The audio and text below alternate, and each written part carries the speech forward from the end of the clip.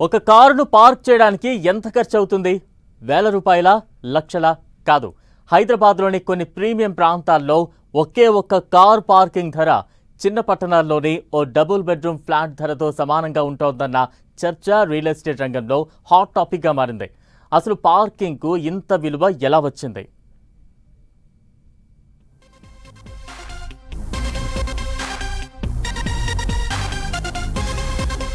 Real ఎస్టేట్కు కొత్త ఆస్తి car parking. Parking కోసం లక్షల రూపాయల ఖర్చు. ఫ్లాట్ కొనటం ఒకటి, పార్కింగ్ దక్కటం మరొకటి.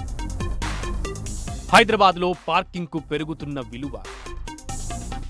ఒకప్పుడు అపార్ట్మెంట్స్లో ఫ్లాట్తో పాటు పార్కింగ్ ఉచితంగా వస్తుందనే భావన ఉండేది.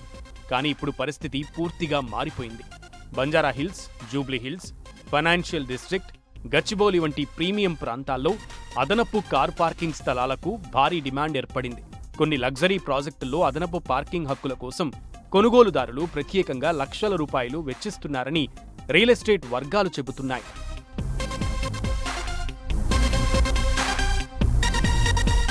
హైదరాబాద్లో కార్ల సంఖ్య వేగంగా పెరుగుతుండగా కొత్త అపార్ట్మెంట్స్లో ప్రతి కుటుంబానికి ఒకటి కంటే ఎక్కువ వాహనాలు ఉండడం సాధారణమైపోయింది.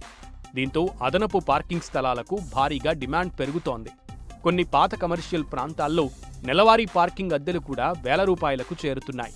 వ్యాపార ప్రాంతాల్లో పార్కింగ్ అందుబాటులో ఉండటం ఆస్తి విలువను మరింత పెంచుతోందని నిపుణులు చెబుతున్నారు.